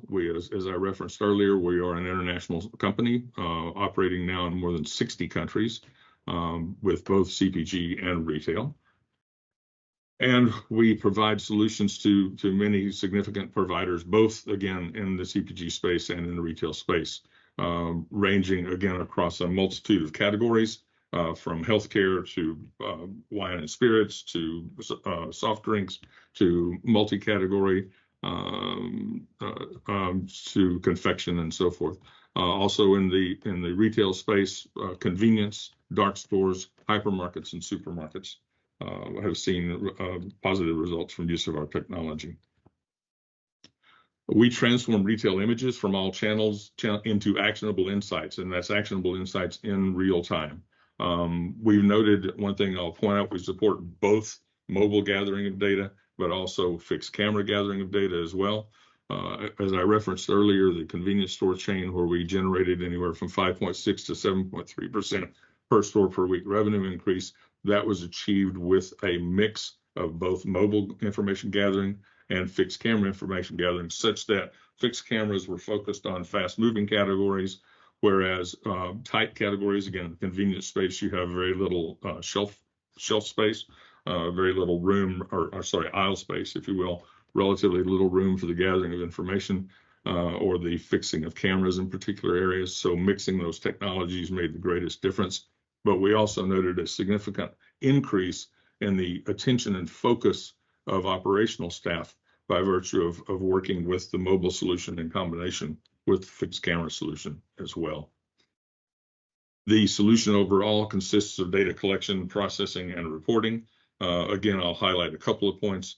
In terms of data collection, we can accept data from any source. In our particular case, we have applications running on both iOS and Android devices, from mobile information gathering, but also provide fixed cameras, either in terms of IP addressable cameras with power over Ethernet or Wi-Fi based battery powered cameras as well.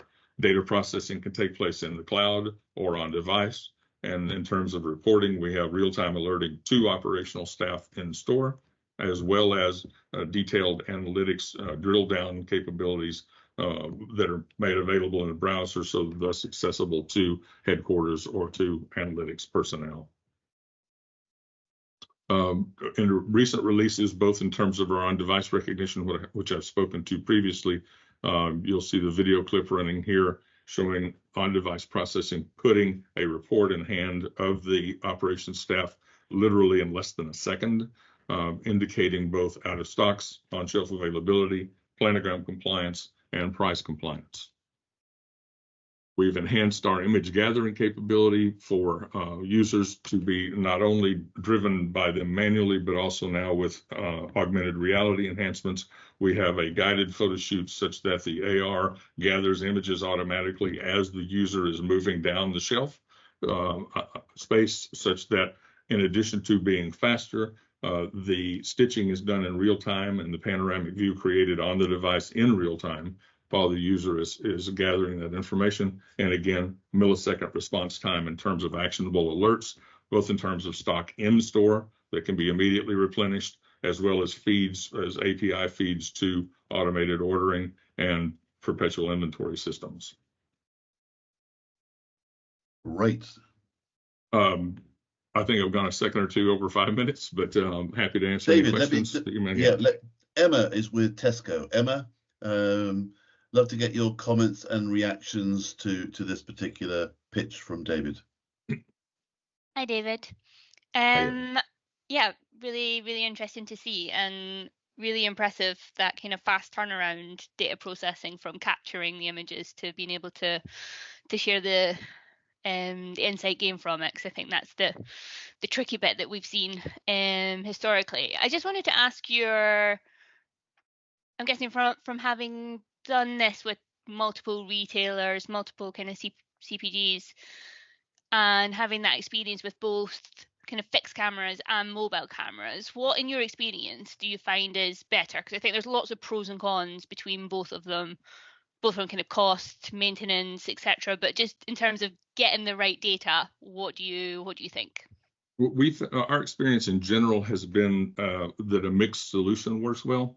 In a number of areas, for example, let's say center store, a retailer's standard stocking and blocking activity is typically sufficient, particularly if you're getting those data feeds in real time. So that can be taken care of such that we're not interrupting the flow, if you will, of the standard stocking and blocking. But in fast-moving areas and areas, for example, such as fresh food or grab and go type of deli environments, fixed cameras work well because of the greater frequency of information gathering.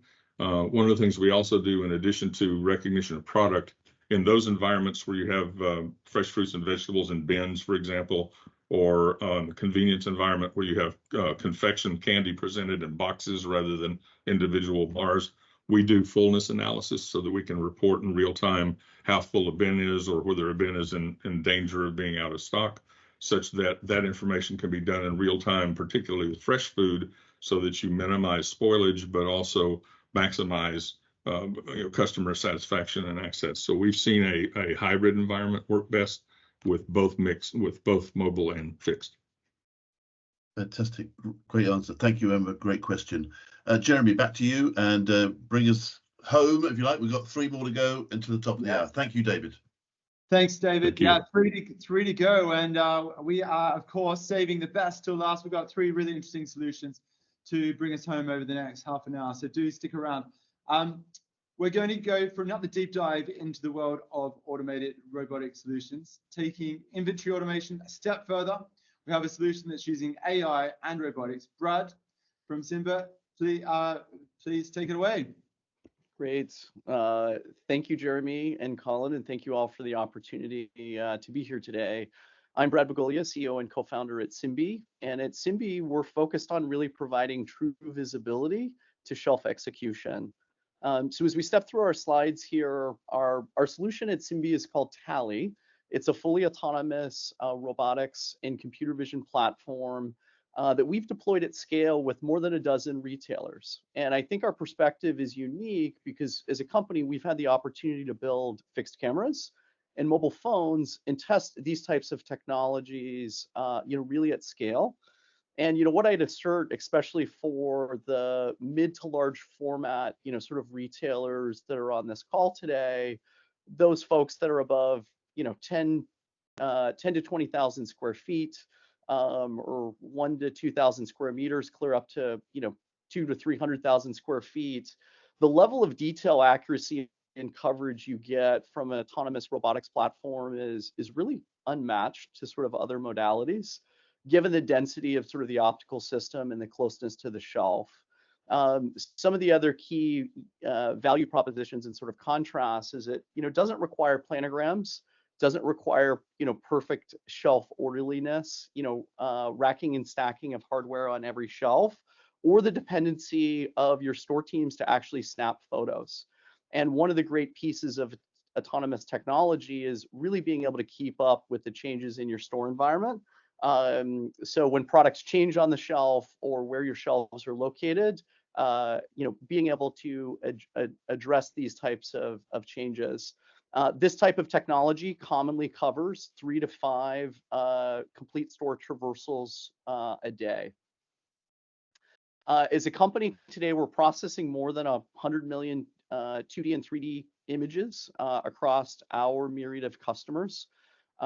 Today, our primary focus started with pure play grocery, but has evolved into mass merchant, hypermarket stores, club stores, alcohol, hardware, and sort of other formats. So today we're excited to share a little bit more of sort of the insights and sort of proven value in our work.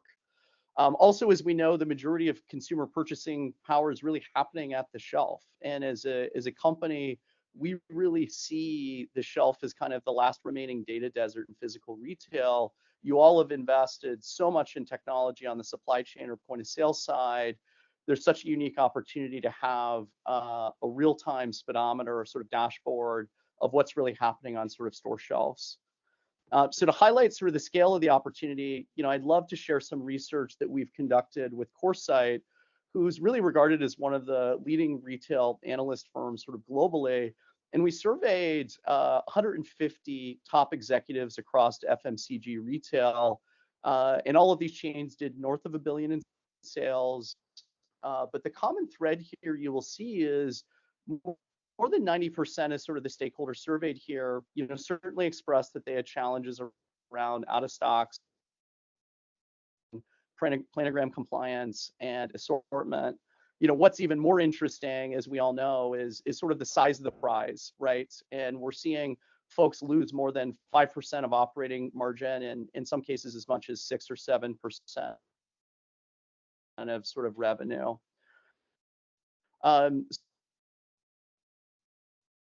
Significant portion of this opportunity is addressable with in-store teams and the rest of your business processes being able to take an autonomous action.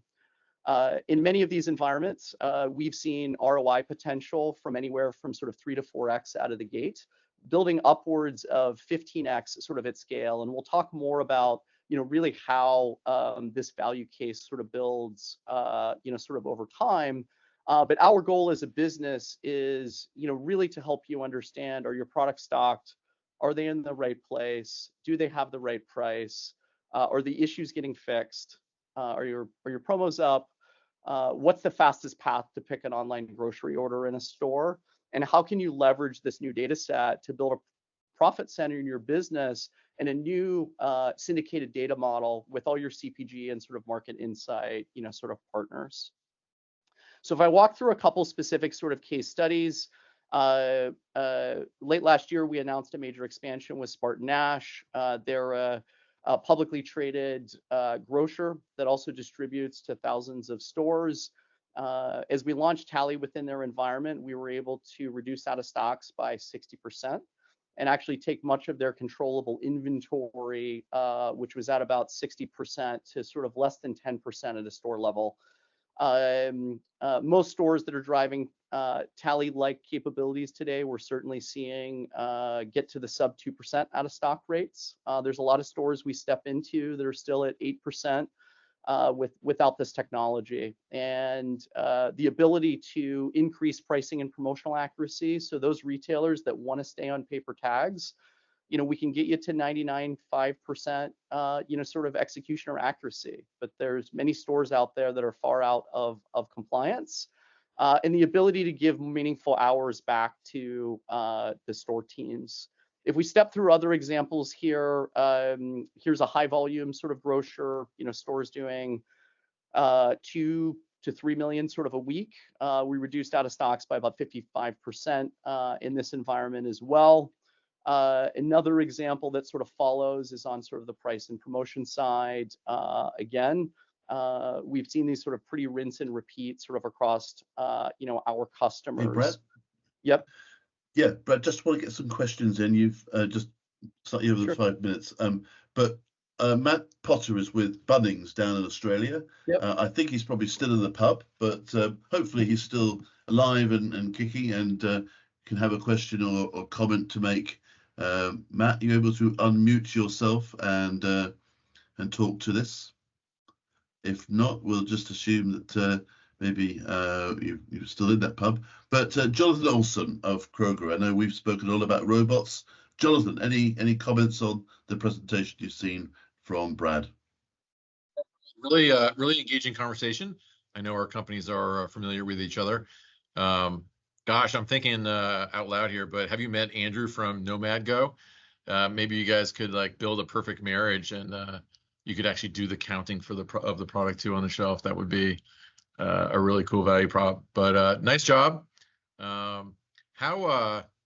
Just trying to think of kind of challenges for the change curve for retailers that just aren't quite there yet with a robot roaming their stores. What kind of advice would you give them? Yeah, I think it's really important to talk to your peers, especially those that have tried it. I think autonomous technology is I think so new to the world until people experience it sort of firsthand and see that it's not at all an impediment to the store sort of experience. It's really sort of an enabler. Customers embrace it, store team members embrace it. We haven't had sort of union pushback. These types of things. And it's really important to contrast this type of technology with the other technologies you're testing. So I think with anyone that sort of had questions, it's really been about, let's invite you out to our customers that have done this and sort of proven this at scale. And then, to your other comment, Jonathan, Tally today does capture in both 2D and 3D. So I think something that's very unique to us and clearly to maybe a handful of others on this call is evolving beyond sort of two-dimensional sort of analysis on sort of the store shelf that gives you a true understanding of depth and sort of other capabilities there. So yeah, I know we're coming up at sort of the 10 minutes. Colin, let me know if there's other questions. Yeah, thank you very much, Brad. Let's put the questions in the chat. If you've got questions for Brad, great presentation, great marriage proposal there from you, Jonathan. Jeremy. Thanks, Colin.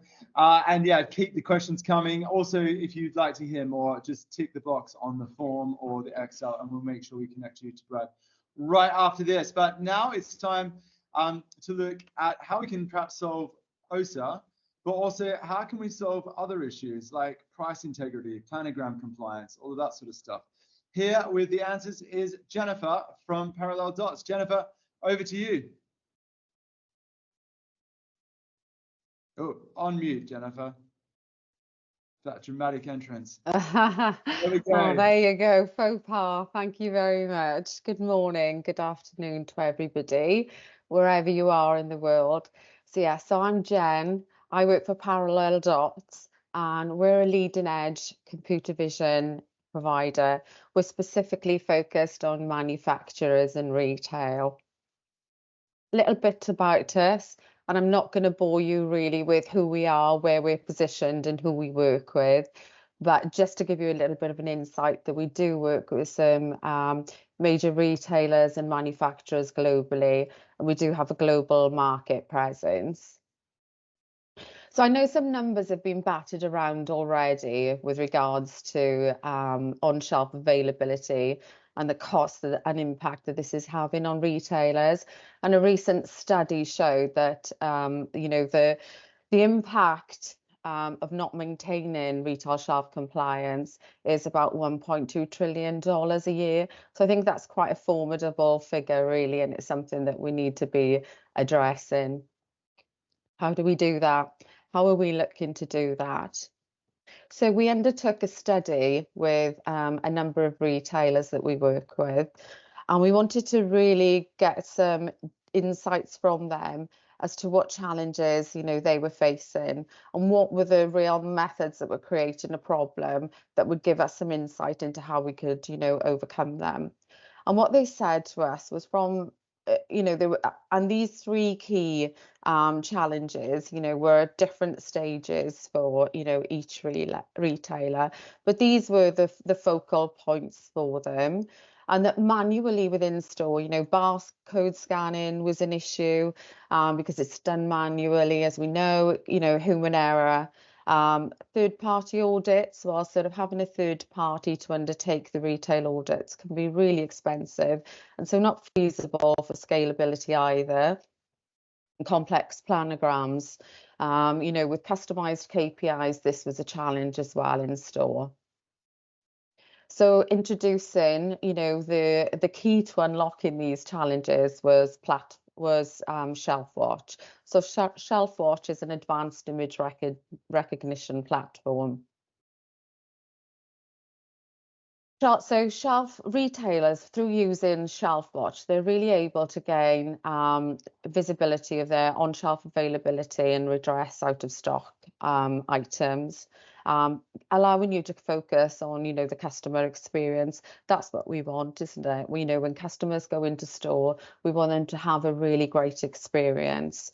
And as retailers, focusing on those, contracts that you have with your suppliers, that's absolutely key. But in essence, giving you an overall perspective of what's happening in store. So how does ShelfWatch work?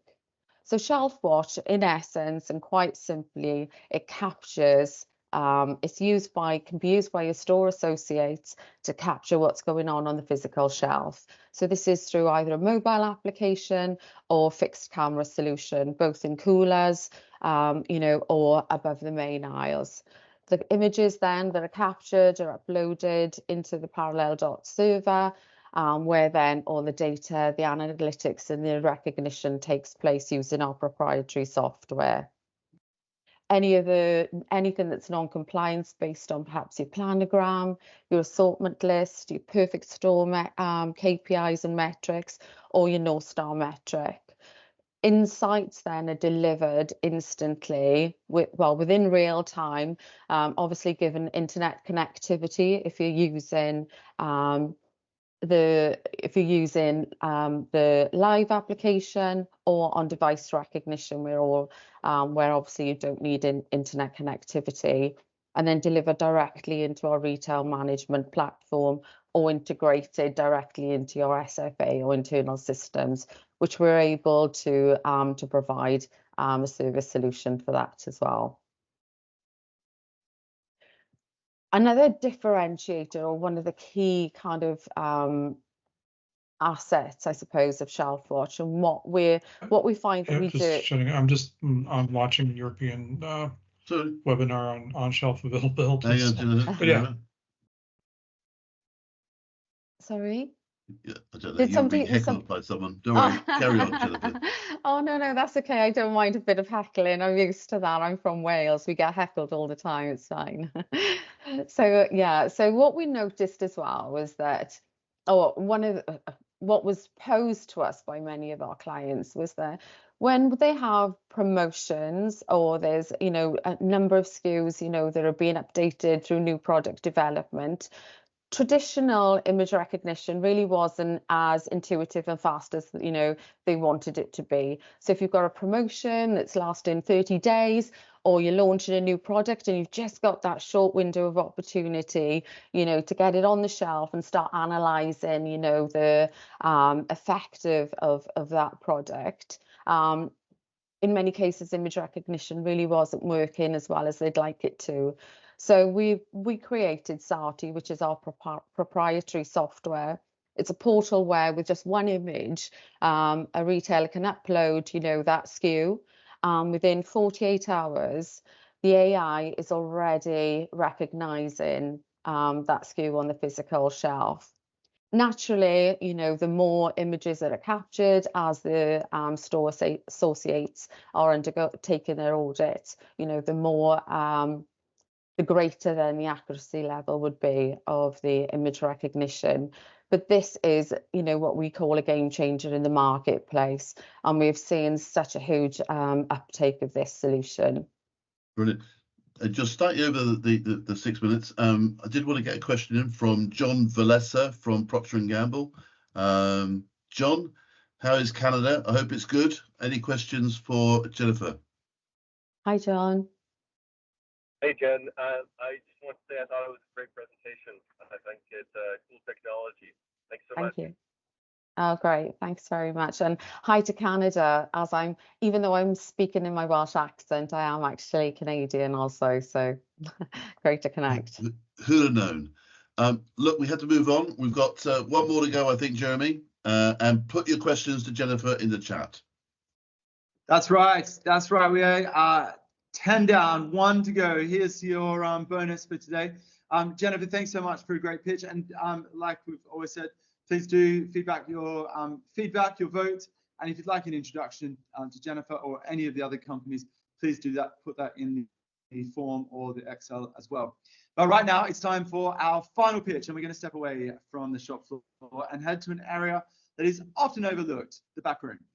We've looked at robots, we've looked at data, but now it's time to turn our attention to drones, here with a solution to up the inventory accuracy and the warehouse productivity. is Charlie from Gather. Charlie, over to you. Hey, it's great to hear from you. Can you guys hear me all right? Audio check. Yep. Excellent. Great to hear from Wales. I'm coming to you from sunny Florida in the USA. So my name is Charlie Reverte, and I'm the President and Chief Operating Officer of Gather AI. We help warehouses decrease their cost of inventory management with AI-powered insights. Using our fleet of autonomous drones, customers perform inventory monitoring 15 times faster than traditional methods. We've helped them find over $1 million lost inventory, and we commonly deliver ROI above 200% with payback in under 6 months with our SaaS model. We're live in over 30 warehouses, and one of them even found a pallet full of PlayStation 2s, which are so old they can go straight to a museum. So let's dig in. Everybody's looking to leverage AI these days, but many people are struggling with where to start and how to get tangible benefits in their operations. We're seeing AI address key challenges like labor shortages, cost pressure, and getting the most out of your human capital by upskilling them to more jobs. Most warehouses are telling us that they're struggling to improve their customer experience, and they're having a problem with inventory monitoring. And specifically, misplaced inventory is leading to missed and mistaken shipments, stockouts, and lots of waste. So automated inventory monitoring solves this problem and is one of the easiest places to start with AI, and we can help. Gather AI is a turnkey solution that gives you visibility into your warehouse so you can make sure that you're running efficiently and shipping products on time. Like I mentioned earlier, we collect your warehouse inventory data with autonomous drones that fly by themselves, taking pictures of the inventory you're racking. These drones do the job 15 times faster than manual methods you're using today, and they'll upload the inventory pictures to our cloud for processing, where we use AI to read inventory data and reconcile that with your warehouse management system. Here you can see our dashboard, which shows you the pictures of your inventory, which have been automatically matched with your WMS, showing the errors in red. Each of these red images are inventory problems that are going to cause you to miss your picks and affect your customer experience. So we help you find and fix these problems before they impact your operations. At heart, we're a computer vision company, and we can offer unique insights that go far beyond the barcode, like reading lot codes and expiration dates to ensure first in, first out of perishable goods. We can count cases to eliminate late replenishments, and we can even find empty locations to help improve your put away efficiency in the warehouse. And because it's a web dashboard, you can access this data from anywhere in the world and manage your network from your computer as if you were everywhere at once. So people often come to us asking for robots, trying to get labor savings, and automation does save a lot of money, but the impact of improved inventory accuracy goes far beyond labor savings. In addition to labor savings and a 15 times speed up, making sure your inventory is always in the right place when you need it has much greater benefits. Using our solution, customers now can ship on time and eliminate stockouts and refunds due to missing inventory. They can also eliminate time wasted searching for missing inventory, which when they do ROIs with customers typically will double the amount of savings because they undervalue how much time they're wasting due to missing items. We also improve employee satisfaction and reallocate labor to more value-added tasks. And we also reduce the amount of material handling equipment and safety because now your people stay on the ground and the drones go up in the air and they're racking to conduct inventory. We've had a ton of impact, like stadium goods went from 2% shrink to almost none, improving their customer experience. Barrett reallocated 6 cycle counting staff to higher jobs and saved over $250,000 in lifting equipment, keeping their people on the ground. And Langham reduced their lost pallets per day from 20 to about 1 to 2. So really just tremendous impact that goes far beyond labor savings. We are the market leader in automated inventory monitoring, and we're deployed in over 30 warehouses, trusted by some of the most demanding brands in supply chain. We work directly with retailers, including several of the Fortune 100 that I can't mention yet. However, if you work with the 3PL, there's a good chance they're already looking to adopt automated inventory monitoring, and you should talk to them about Gather AI. Let's look at a case study. So we'll dig a bit deeper into Stadium Goods, whom I mentioned a few minutes ago. They are an online marketplace for high-end sneakers. So they have things from collectible $200 shoes to $15,000 Air Jordans. And they were having shrink of 2% or greater because they have to track over 500,000 individual pairs of sneakers. If you've been in a warehouse like this, it's a daunting task and you know how hard it is to manage. This actually led them to switch 3PLs to one of our customers, Bear Distribution, who deployed our drones and virtually eliminated that shrink. So tremendous success for them, and now that's leading to on-time shipping, a much greater customer experience, and a huge improvement in ROI and split shipping costs. Well done. Thanks very much. Great. Any questions? Great job. I'll try Matthew Potter. I see he's alive on the chat. And for any comments or questions, and then Jonathan's got a question as well, which I'll ask him to shout out. Matthew Potter, one last chance to see whether you can unmute yourself down there with Bunnings in Australia. If not, let's go to Jonathan Olson for a question. Oh, Charlie, do you have any non-warehouse use cases like brick and mortar retail formats, or just are you in the big box warehouse space?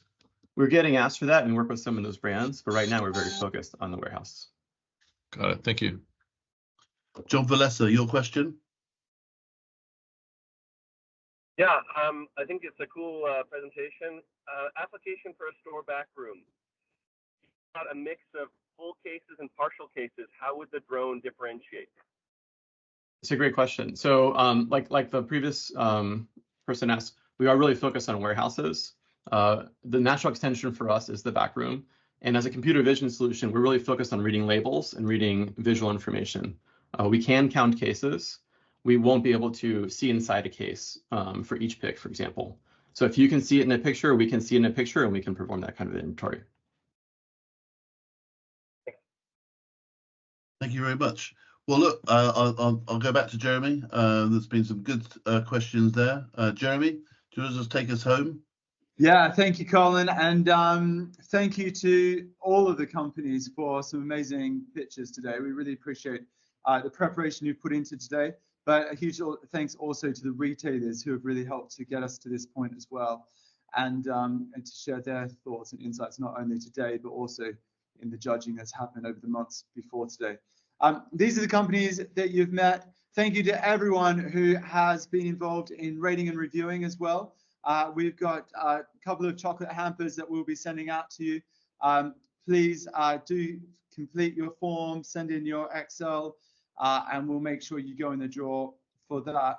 Of course, many of you are representing a lot of people in your retailer, and what we want to do is equip you with the information you need to take this information back to your colleagues and to encourage them to explore how you could deploy some of this technology as well. So shortly after today's call, we'll be sending you through a lookbook, which gives you an overview of every one of the companies who have pitched today, as well as contact details on each of the presenters. Feel free to share that across your company and beyond. And let's look at how we can make this innovation gain traction right across the industry. If you're also interested in what else exists in the world of on-shelf availability, we've got the ECR top 30. So I mentioned at the top of the call how we looked at hundreds of solutions in the on-shelf availability space. The retailers voted and helped us get that back to the top 30. You can find details of each of the top 30 on ecrloss.com. Take the link there and we'll try and drop that into the chat as well. Of course, if you're looking for recommendations on companies or solutions that you might be needing or looking for, do feel free to reach out to us here at CoQ as well. We'd love to help you navigate this space, and we're happy to pass on recommendations based on your specific personal needs as well. But to wrap things up, a massive thanks from us here in the control room for getting involved, for asking great questions, for the startups for giving great pitches, and Colin for bringing the whole ECR crew together for this. We look forward to seeing you at the next one.